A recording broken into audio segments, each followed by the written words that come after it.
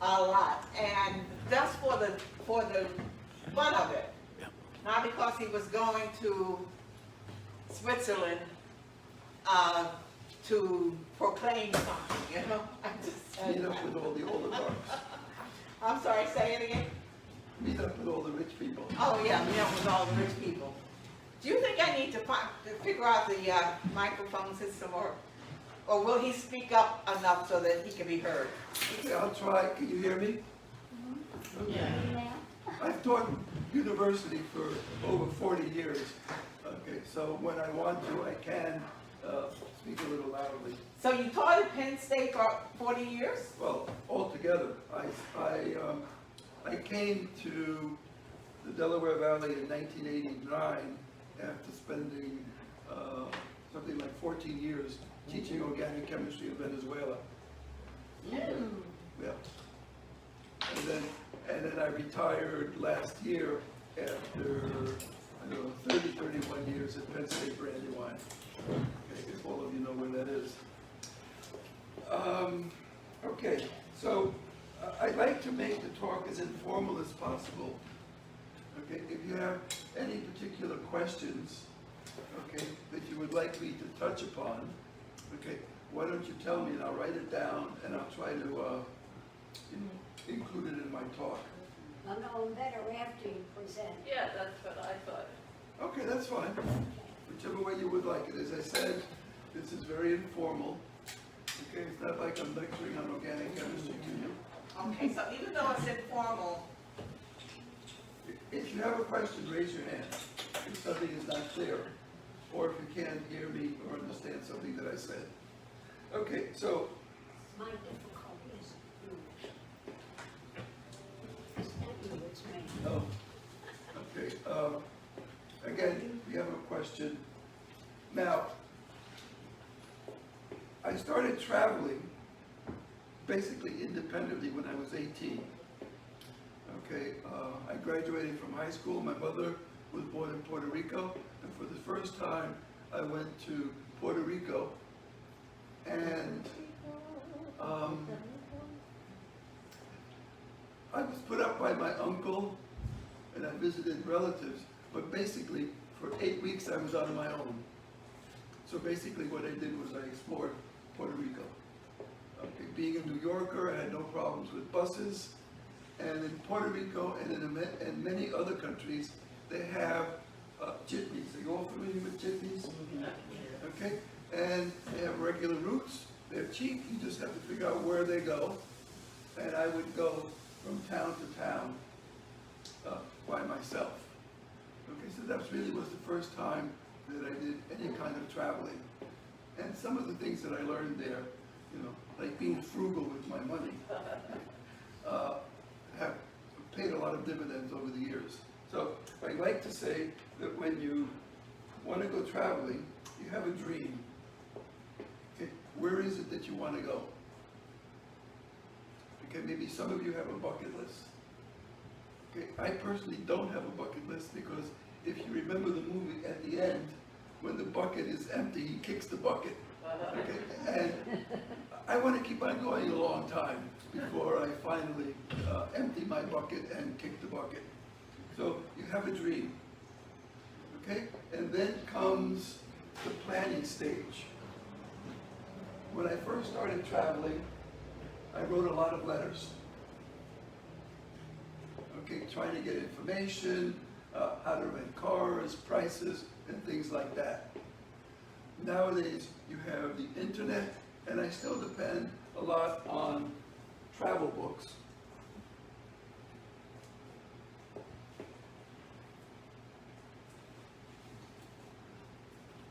There are a number of publishers that put out books on, for example, this is on some places in India. I'll have these later. And this is on a temple in Cambodia that you might have heard about, Angkor Wat. Okay, so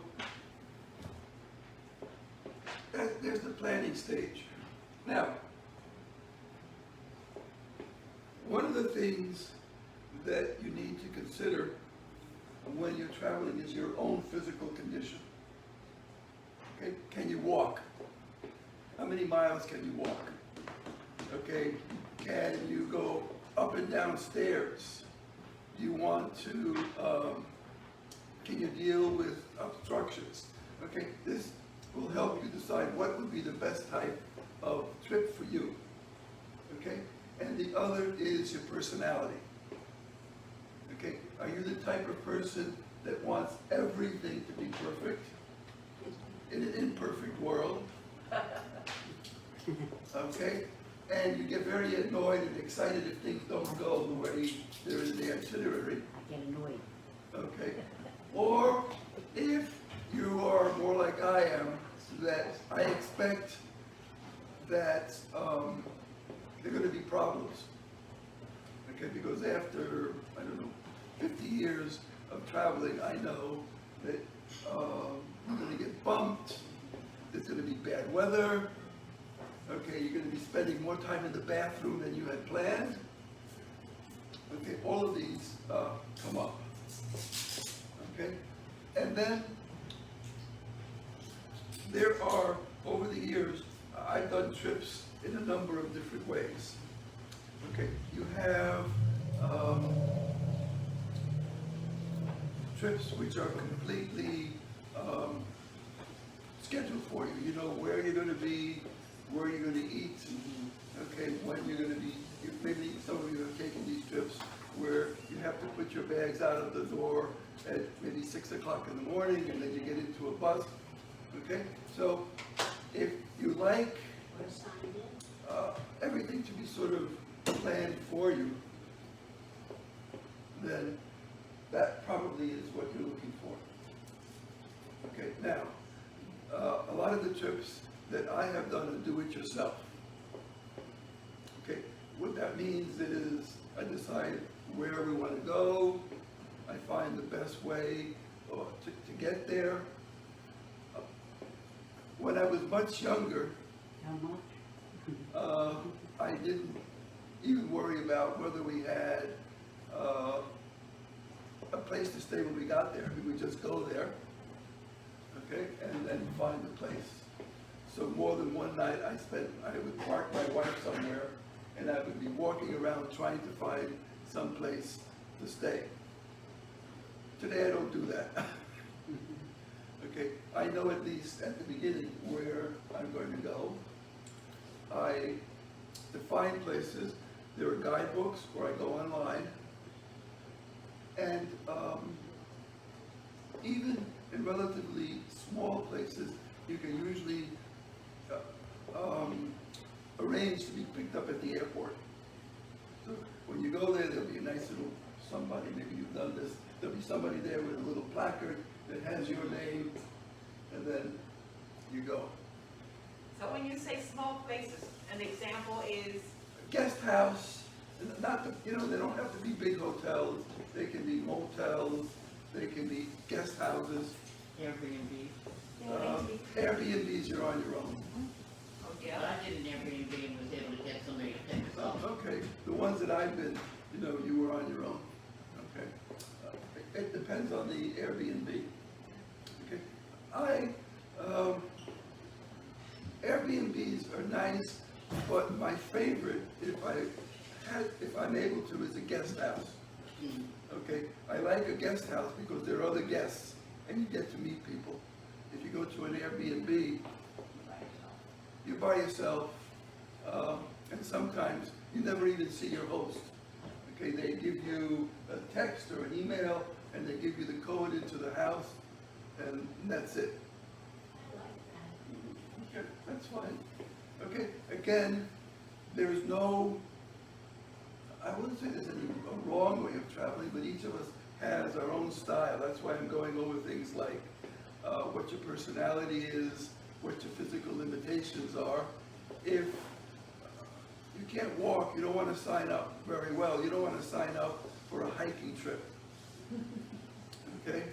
Or things like that. So you might want to, there are elder hostel, did they change the name? I can't remember. That cater to those of us who are, I will say, mature. Okay? And then there are things in between. In other words, there are trips which are completely scheduled. There are those which are completely, and then there are things in between. So for example, 2019, we went to Madagascar for 2 weeks. It was part of a larger trip. It was 5 weeks, and some things I planned myself. Okay, but for the part in Madagascar, I found this organization. It's called Road Trip, and they do Road Trip Madagascar, they do Kenya, they do places in Africa, and you can rent a car and a driver, and you can decide on your itinerary, okay? And they will pick you up, take you, in this particular case, to a guest house, and then the next morning you have breakfast, and you decide on the itinerary, where would you like to go? And you can make your own reservations. Okay, so you know where you're gonna go because you have a driver. And it turned out the driver was also our guide, and we're birders, and it turned out that he had once been a birding guide, but decided he could make more money just taking people around because the birding season is restricted where you can take people around all the time. And the driving was on 2-lane roads, okay? There were often no shoulders. Oh. There were people, there were animals, there were a lot of big Mercedes-Benz trucks, and I was very happy I was not driving. Okay, but you can see it's sort of hybrid. Okay, we took one recently, we went to Egypt for a couple of weeks, and this was a private tour. Okay, we signed up, they had a route that they did, they told you where we were going, and it was just us two. We had a driver and an English-speaking guide who was a trained archaeologist.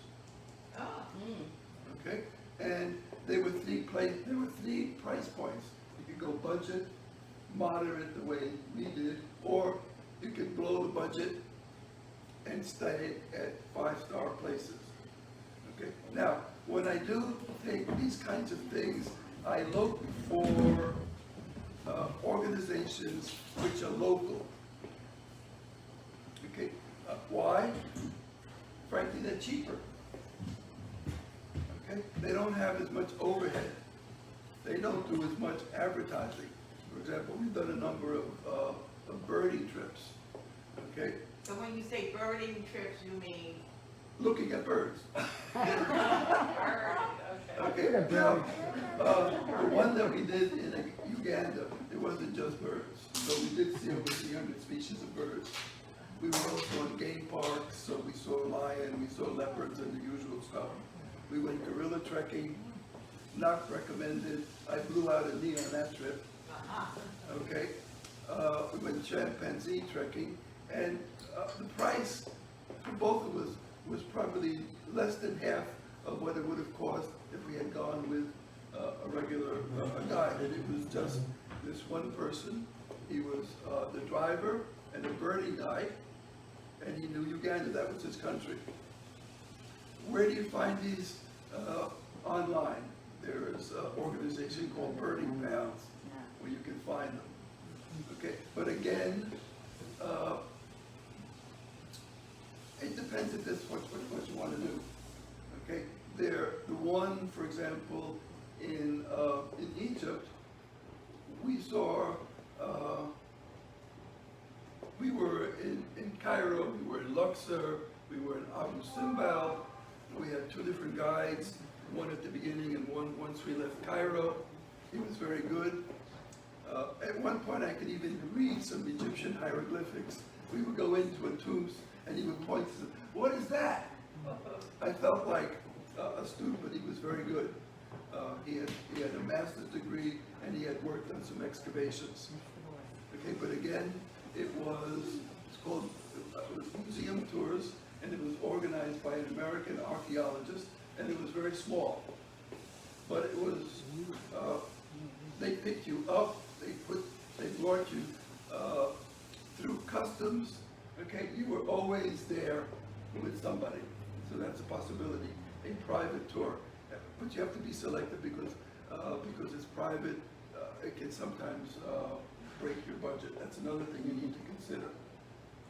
Okay, when you plan your trip, you can spend a lot of money on a week, or you can take the same money and use it to travel 2 to 4 weeks.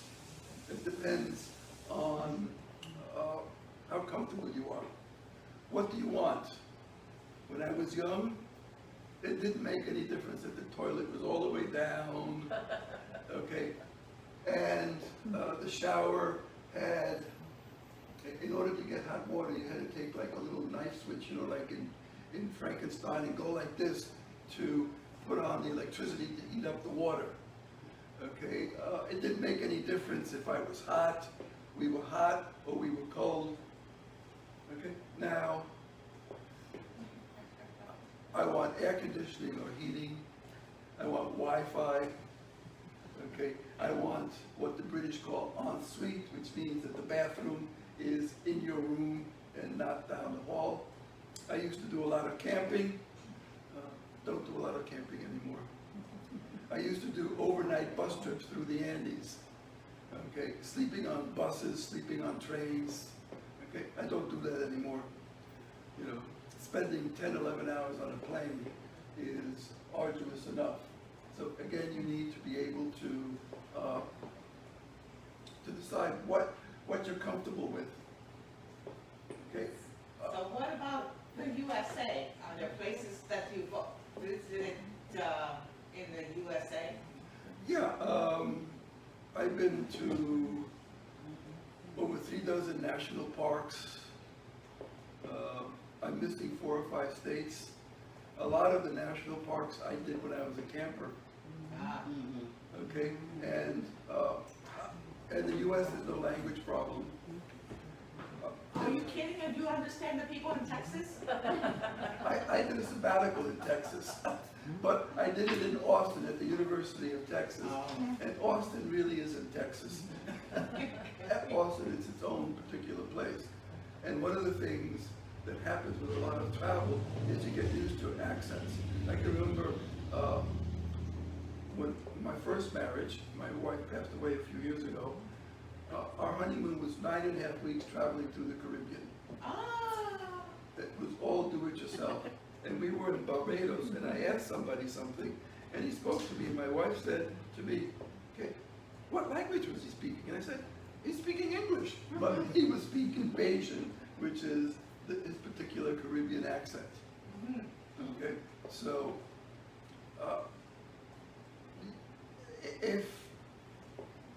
if you're comfortable driving, national parks are great.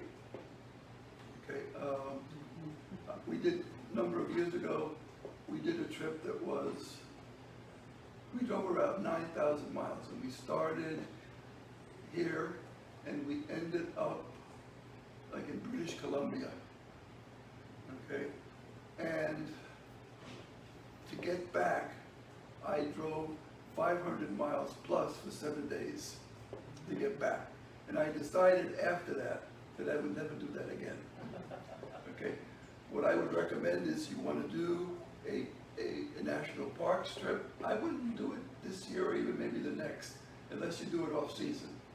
Okay, things have changed. It used to be able to get a parking spot, camping, get into the park. Now, we were recently in California visiting some of Norma's family, and to get into Muir Woods, not only did you have to get a reservation to get in, you had a reservation to park.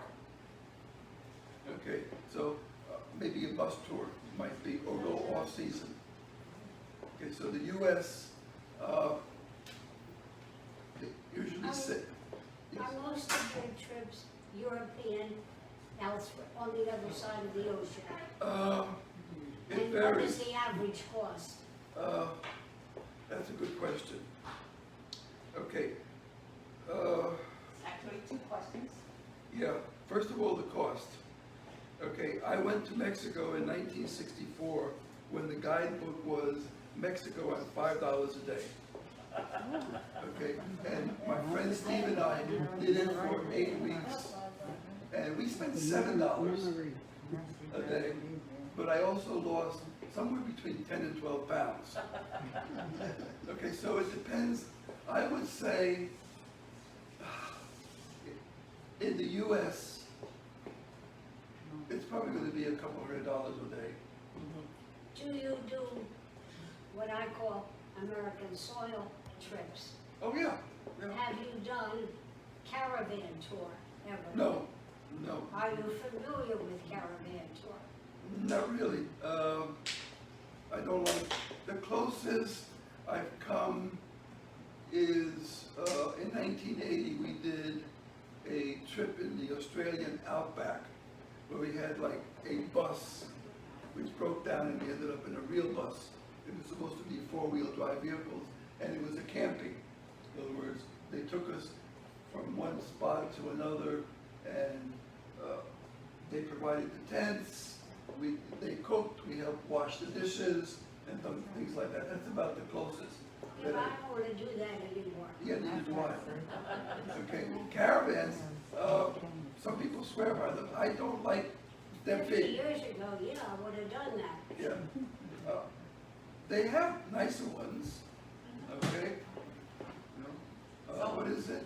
The Airstream is selling one that's built on a Mercedes chassis and an Airstream body. And if you have $250,000, That's not in my pocket. well, neither am I, even on my credit card, okay? So, again, but there is something called glamping that you may have heard of. I've heard of that, yeah. Okay, I've never done What it. it is. Basically what it is, instead of having, for example, your own RV, they have a place where you go and you stay at the RV.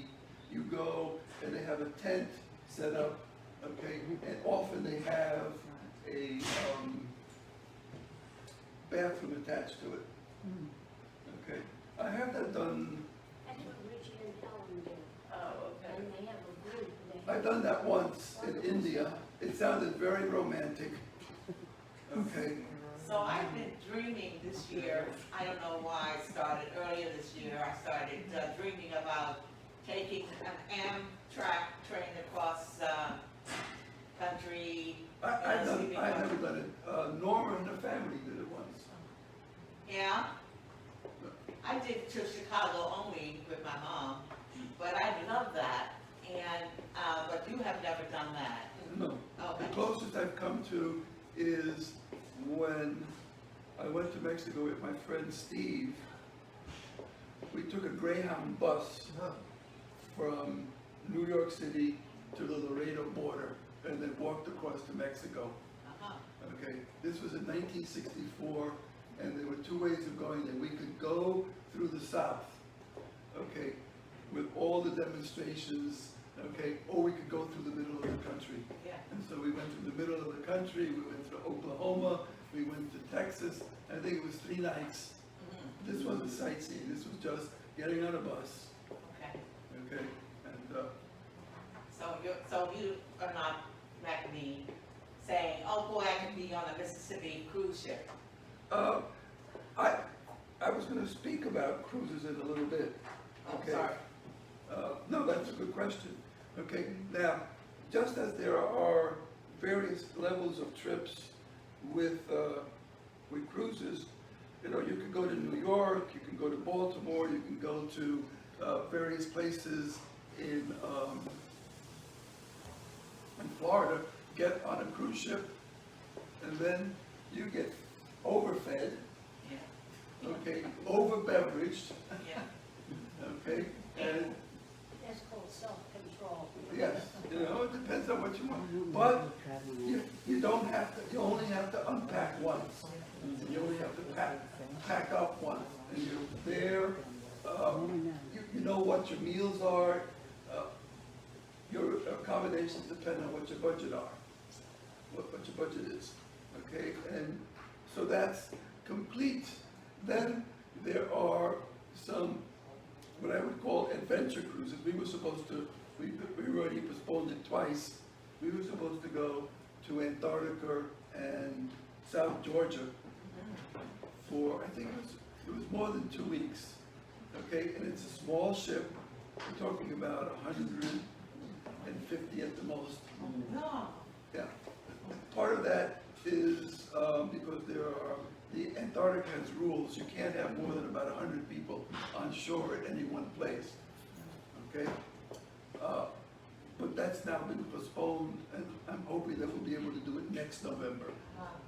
Okay, we took a South Pacific trip on the Aranui, and this is also a small ship. They have different levels, they even have like a dormitory, so if you don't mind sharing. Okay, and then you have the one that we took, which is the basic, we wanted a double bed, and then they have, you know, like a suite kind of thing. But the thing about it was, the maximum was 250 people or so. Yeah. Okay, and the ship was half ship, half freighter. Okay, and it made its way from Tahiti through the Tuamotu archipelago, okay, to the Marquesas. This is where Van Gogh ended up dying, and then back. So it was incredible, and on every stop, they had an excursion that was included. Okay, and there was really no tipping, but nobody ever said no when I gave them a tip. Okay. Then today, I happened to be looking at my cell phone, and they had a small ship in Alaska. How small? 8 passengers. Okay, the cost, I think it was $12,000 for the week. And there's everything in between. You know? I'll skip that one. Yeah, yeah. Yeah, but, you know, there are, are any of you familiar with Vacations to Go? What is it called? Vacations. I've been getting emails from them. Okay, I've used them a couple of times for trips to the Caribbean, and what they do They're in is, the corner. excuse me? I'm It's sorry, so nice outside, girls. Oh, sorry. Sorry. I heard someone else. Right. Yeah, it was, go ahead. Next. Anyway, Vacations to Go, you can search for where you would like to go, and they offer discounts. Sometimes quite substantial discounts. So if you want to go to the Caribbean, you want to go to Europe, you name the place, or the Mississippi, or river cruises in Europe, you can go to Vacations to Go, and they will tell you the regular price, and then they will give you the discounted price.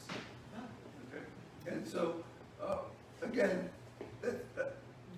I've gone with them 3 times, I think. I've used them, and they're fine. The only problems we ever had was, wasn't their fault. It snowed here, and we missed our flight. So we had to fly to where the boat was going to be so we could join. Okay, we had insurance. I would recommend that you get insurance. Okay, since we tend to travel a lot, the last few years, I buy a yearly policy. And, or you can buy a regular policy per trip, it depends. Okay, now, if you're aware of how insurance companies work, they make their money by not paying claims. Okay, so at least 3 or 4 times, I've made claims. A couple of times they were paid, and a couple of other times I had to go to an attorney general and write a nice letter. If you do have problems traveling, document everything. Okay, put everything in writing. And be polite, don't, you know, just say, you know, this is what happened. Okay? And generally, if the Attorney General sends them a letter saying what's going on, they will pay up. They never admit that they were wrong,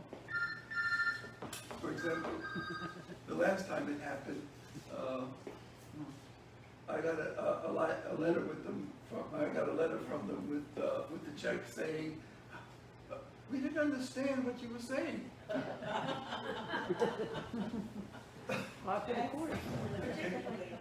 So, get insurance, okay? I never used to get insurance until 2002. We were in Burma, and my wife fell at a temple and broke her arm. We continued for a little while, and then when we went to see an orthopedic guy in Yangon, he told us that my wife was going to need a screw to repair it because it was the kind of thing, a break that you can't splint. We decided to leave, and we lost money. Okay, but until then, I was self-insured. Ever since then, I have gotten insurance, even if it's just the one that's offered by the airline or the cruise company. Okay, but there's a lot of small print. Okay, the first time I used it, I looked at what the small print was, and basically, even if you died, they wouldn't return your money. But again, I But documented. if you're dead, you don't need it. That's true, but you know, you lost your money, you would likely leave it to your spouse or your children. You're true, that's right. You know, you've gone to another place, hopefully. And, you know, they didn't want to pay it. And I wrote a letter, I think I wrote a letter to this was, God, 15 years ago at least. 15 years? No, maybe 12. I wrote a letter to the Attorney General of the state of California.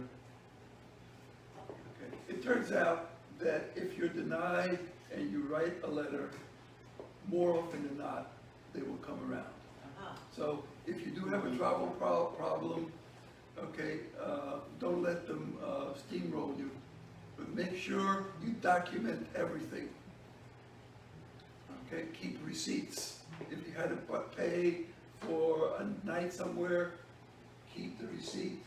If you had to take additional, book another flight, have all that and put it in your letter. Okay, now, let's see. Okay, if you're traveling in the U.S.,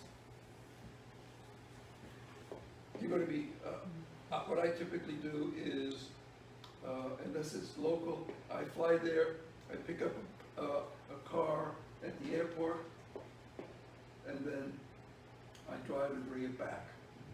Okay, the last year with COVID, the prices of car rentals have gone way up. Okay, yeah. We have a friend of ours who went to, she was in Kodiak, Alaska. Okay, and they couldn't afford a car, and they spoke to somebody, and he says, "Oh, I have someone who has a pickup truck that you can rent." Okay, so you might be able to do that. I'm assuming that things will calm down at least next year. Overseas, I've driven overseas. Okay, I've driven on both sides of the road. Driving on the wrong side of the road can be interesting. I try not to. You're saying on the other side or? On the other side. Okay. British style. That's not the wrong side for them. That's right, it's the wrong side for us. Okay.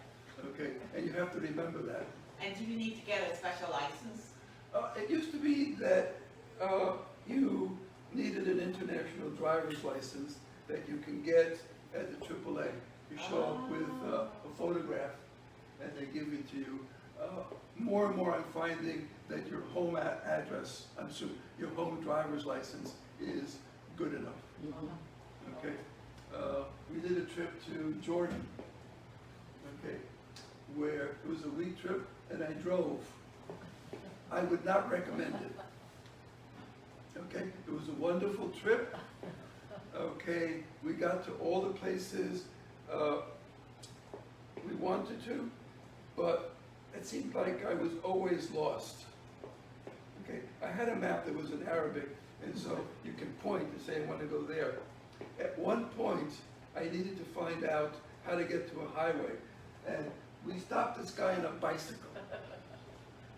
Okay, and literally what he said to us was, "Follow me." So there was this bicycle, and there was I driving very slowly in back of the bicycle, and the car is behind me.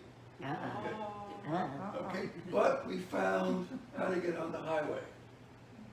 Okay, again, I probably would not do that again. The other problem with driving on the other side of the road are roundabouts. Sounds like fun, yeah. Okay, they go the other way. You know, and once I went the wrong way and traffic had to stop until I backed up and, okay? And, several times I've got around more than once, because they have usually 4 roads until I found the right one. I would keep going around it. So, New Jersey. yeah. Even here, if you're not careful, you could end up missing your exit and go around. So what about GPS in Europe and Asia and those other Oh, places? it works. When I was in Jordan, okay, I had GPS problems.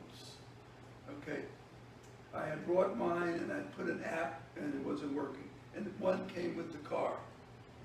Okay, the problem in Jordan was that places often had more than one name. Okay, and so you needed to know what the name that was in the GPS. Okay, the worst that we got lost was we wanted to go to Petra. You all know about Petra? Okay, it's these ruins in the middle of the desert. If you've seen the Raiders of the Lost Ark, they go in there and they're riding down this canyon, and then it opens up, and there are these ruins.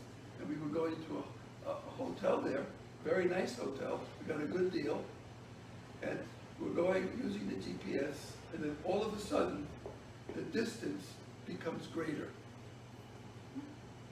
So instead of getting closer, we were going further away. Okay, and it turned out that there were 2 hotels with the same name. Different Okay, so we got there, was it an hour or 2 late? It was in the dark. Okay, at one point, Norma really had to go to the bathroom. And when you're driving in a lot of these countries, you have what are called bush toilets. Yes, you park and you go into the bush, and then you do your business. So we stopped in this small town, okay, and we asked about, I think there was a restaurant or something there, and we asked, and Norma went upstairs, and then while she was upstairs, I moved the car, and then when she came out, she tried to get into the wrong car. Did they arrest you? No. Okay, so driving, again, I have no problems recommending that you drive in the United States. If you drive somewhere else, okay, it depends how comfortable you are. If you go to the Caribbean, for example, we rented a car in the Abaco in the Bahamas, and that was on the other side of the road. Okay, there wasn't that much traffic and it was not difficult, and I avoid driving at night. Sometimes you can't help it, okay, because it's even harder to remember, you know, what side you should be on. So in the States, and you can, you know, if you're interested in RVs, there are companies that will rent you an RV. Okay, as I said, I've never really been interested in RV. Yes? So I shared something with you last week with my brother. Frank had experienced very recently. Frank is, because of what he used to do for a living, he was traveling a lot, going to hotels and whoever. But they were visiting people in Chicago, and he made reservations. Well, he had reservations for Marriott, I forget which one of the Marriotts. And when they got there, it was black evening when they arrived, and found that the hotel was being, worked on. Renovated. renovated. And so they couldn't eat because the restaurant was closed and a few other things. So at any event, unlike you, he said he called customer service to complain instead of writing a letter, which I'm gonna call him now and say, I hope you have receipts. And they told him that the company, that the people who had made the arrangements are who he should be dealing with.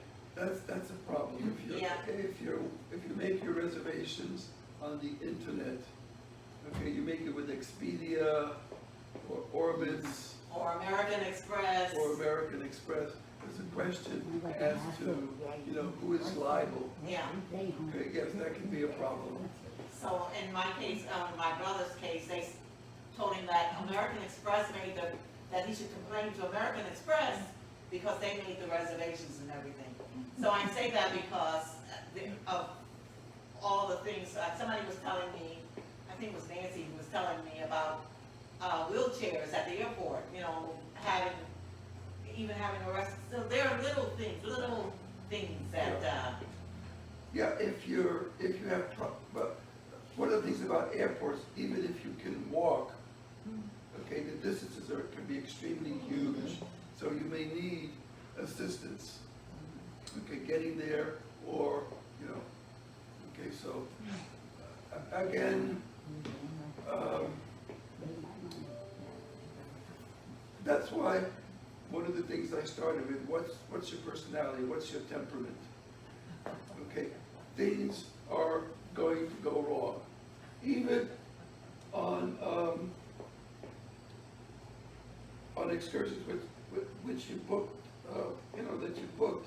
For example, I have a friend and she sent me something on travel, and she said she went on a trip. Her husband worked for DuPont, and they had a weekend. I think it was in France. And the guide gets on board and talks to them and says, okay, these are your options for excursions. He collected their money, and then the next morning he was gone. I saw that in the movie. Yeah, well, it could have been the way she wrote it, they could have been, they ended up having to pay to get the excursion, but DuPont was very nice and reimbursed them. Okay? So, always remember that when you charge something, you can always tell the credit card company that you are unhappy, okay, with it, and to give you back your money. Okay, I've only used it once and it really did work. Okay, but other people have. So, and supposedly it works not only for travel, but also if you buy, let's say, a television, and it doesn't work, or you don't get what you paid for, you can ask to have it, returned. Okay, we mentioned GPS. You can use GPS. Okay, you can actually use GPS on subways. So for example, when Norma and I got married a couple of years ago, we spent 10 days in Paris, and I got a pass for the train. Okay, it was good for a week. You need a photograph. So if you're going by yourself, you might want to bring some little pictures in case you need them for something. And so you go and you show it, or you hit a little square and it lets you in. And to go from station to station, from place to place, I had a map, and I would put it in my GPS, and it would tell me, it would go, you have to go from this line to this stop, then you have to change to another line, and then it would tell me that you would have to walk this number of meters, okay? And even in New York City, you can use your cell phone underground, okay? And if you look at your, whatever, I use Google Maps, you'll see that you have 3 options, okay? You can have car, you can have walking, and you can also have public transportation. Ah. Yeah. Okay? Okay? So if you're taking a bus or a subway, it will tell you, where to get off. Okay, cell phone service. Okay, in the US, you don't usually have a problem. Okay, if you have any problem, it's simply because you're going somewhere where there's no cell phone service. Okay, I've had that problem using GPS this summer. Okay, where I was going from one place to another, and my Google Maps was not telling me. Okay, I had in the U.S. and even when I go overseas, I like to have a map. Okay, I had some idea of where I was going, but finally we had to stop at McDonald's where they had Wi-Fi, and then I was able to find how to get to where I was going. Okay, so right now I have an Android and Google phone, and I have something called Google Fi, which means that it works like in about 150 countries. So if you, for example, were to go to Paris, as soon as you turn on your cell phone in Paris, it says, "Welcome to Paris." Okay, and then you're all set. It's also what is called an unblocked phone. Okay, before that, I also used an unblocked phone. Do all of you know what a SIM card is? Okay, well, you go somewhere and you have an unblocked phone, you can take out your SIM card, buy a local SIM card and put it in, and then you get a certain number of minutes. Ah, Yeah. Okay, and so for example, we went around the world in 2017, and it turned out my Google didn't work in Vietnam. Okay, so when we were in Saigon, I got SIM card, put it in, and I was good to go, I thought. It turned out that the carrier that I got the SIM card really only operated in southern Vietnam. So when I got to Hanoi, I had to get a separate SIM card to be able to, okay? If you use your own phone, some of the carriers do have plans that allow you to use it overseas, but be careful or you may end up with bills which are horrendous. Okay, whereas Google Fi, I think, charges 5 or 10 cents, you know, you could end up paying $1 or $2 a minute. So in the olden days, before cell phones, when we traveled, there would be internet stores that had phones, and you could go there, and you would tell them, call this number, and then you would pay. And they were generally pretty reasonable.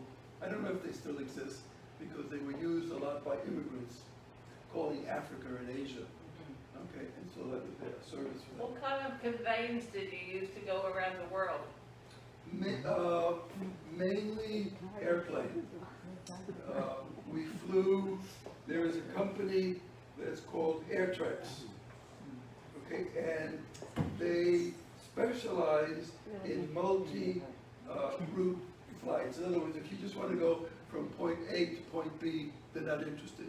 But if you want to go from A to B to C to D, etc., they will set it up for you.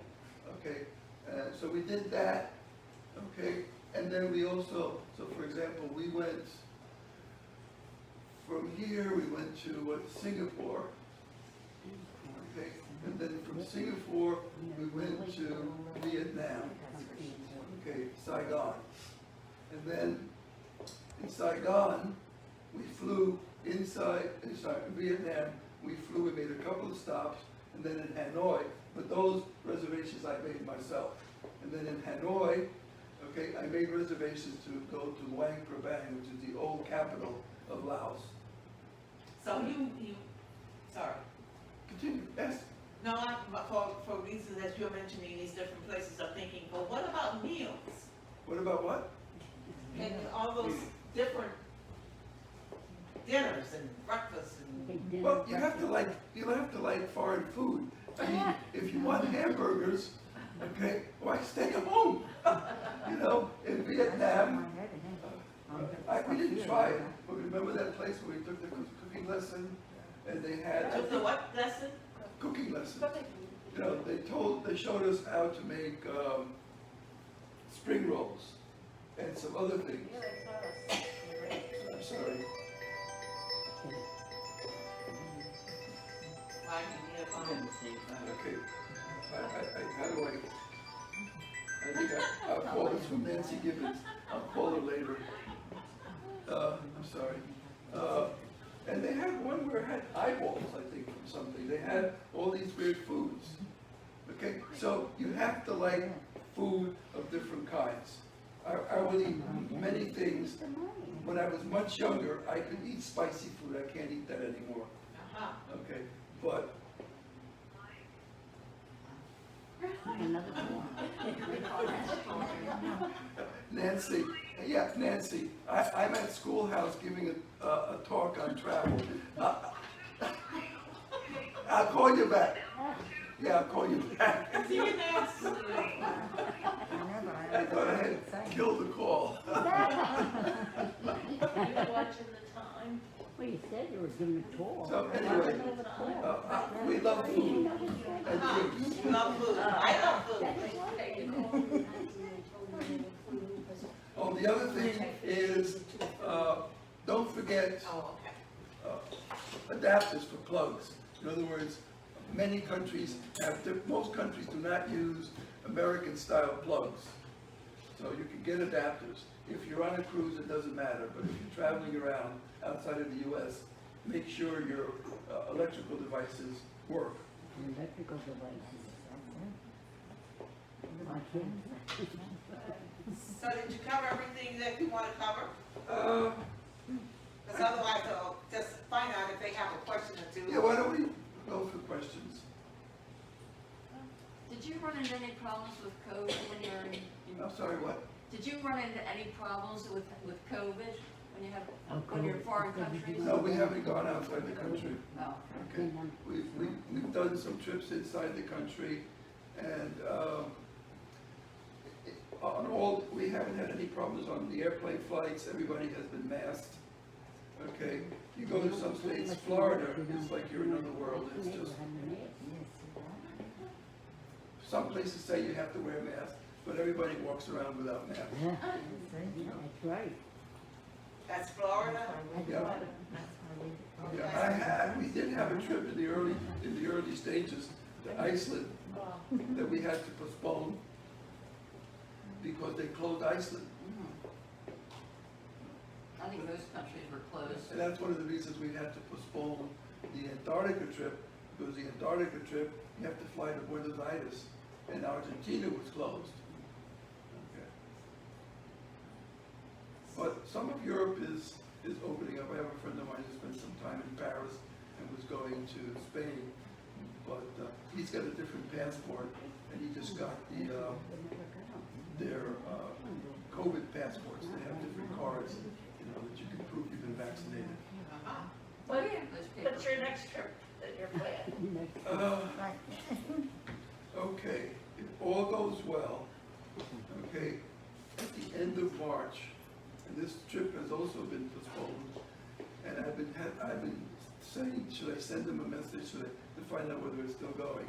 It's a 30-day ship.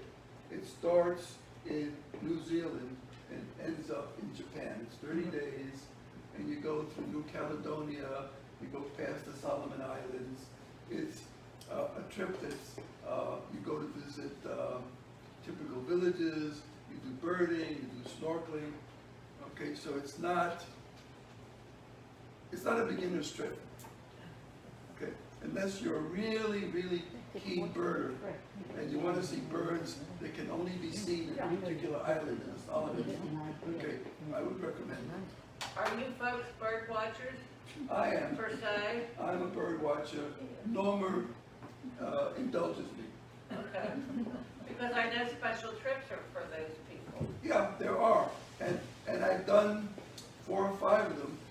But again, when I do those, I look for local guides, and I go through the locals because the big nature companies tends to be much more expensive. The bird trips, You have to be up early in the morning. Oh, God, yes. That's not gonna be me. Okay, I mean, we did one that was birding and photography, and we were getting up, what, at 5 o'clock in the morning? Oh, my God. Do you do any American trips, what I call the United States? Yeah, with those birding trips, as I said, I've been, over the years, I've been to at least 3 dozen national parks and lots of other, you know, national monuments, national seashores, canoed on national rivers. I would be more interested in American trip as opposed to anything. Where in particular do you want to go? I would go back to Alaska again, and I would do Colorado, Wyoming, that trip, because I had such a wonderful time. Now, would you be driving or you want to take a tour?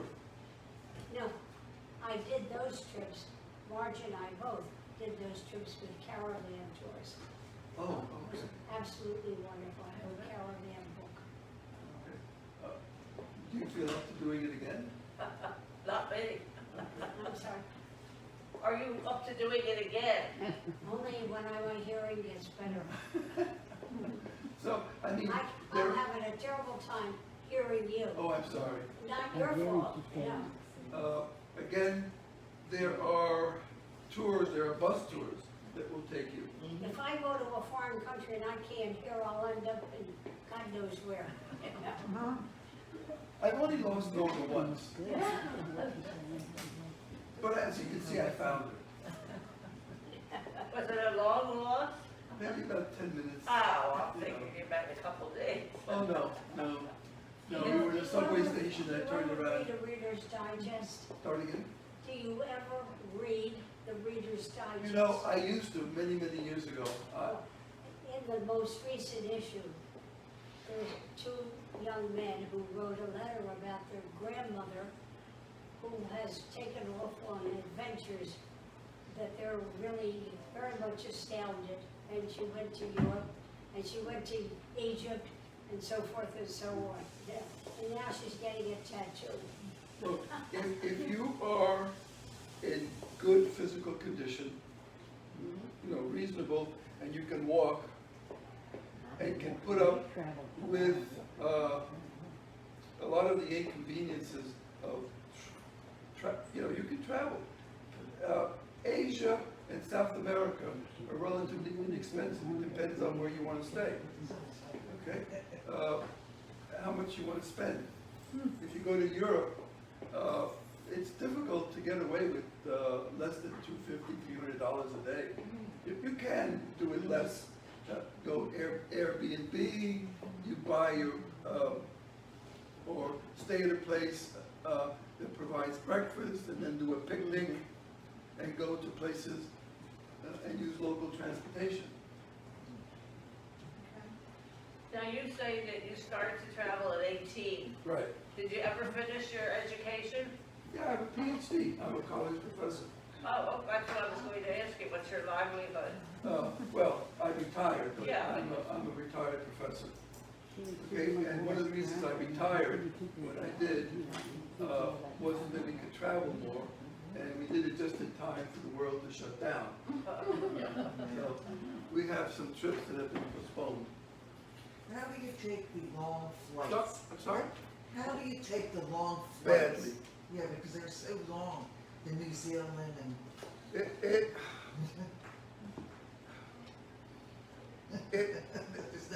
there's no easy way. oh, there is, there's an easy way. If you want to pay first class and get one of those things where you have a bunk, Yeah. okay, then you can do it that way. But if you fly economy, it's going to be a long haul. And you can only watch so many movies. I don't know. Can you sleep? Uh, How do you survive, miss, ma'am? How do you survive? Talking to the wife. She loves doing it. She loves doing it. Oh, that's wonderful. And you're up to the challenges? oh yeah, she can walk it probably more than I can. Very good, very good. Yeah. as I said, you can't get past that, okay? So with the mess that happened, what's a week or so ago with the, air, Southwest. yeah. And one woman said that she ultimately had, after 2 days or 3 days of trying to sleep somewhere in a hotel, she, got a bus trip to Miami to get a flight out of Miami to do, You know, it's happened to me. You know, my son, I think it was 2 Christmases ago, they went to, I guess it was Disney World, and one of their children got the flu or something like that, so they had to go to a doctor. Okay, so they canceled their flight, and then when they wanted to get out, because it was the Christmas holidays, they couldn't get a flight, and they ended up spending 3 or 4 days in Florida, missing Christmas. yeah, Yeah, you can't go. in Florida. So, again, Things happen. if you want, first of all, if you want everything to be as it is here, stay home. Really, I mean, Yeah. you know, if you want the bathroom to be perfect, you have a perfect bathroom at home. If you don't want to eat squid or eyeballs or whatever it is that's on the menu, okay? Thank you. Stay at home, go to McDonald's. Right. Okay, there are lots of restaurants in media, Yeah, okay? okay. You know, Well, I'm going to say thank you so much for your time. Oh, you have. You know what, I would only say also, you should travel with your own age group. I traveled with my children, that's true. 34-year-olds, and we went to Ireland and Paris. I was beat. Well, we've had the opposite problem. We've traveled with Norma's children and their grandchildren.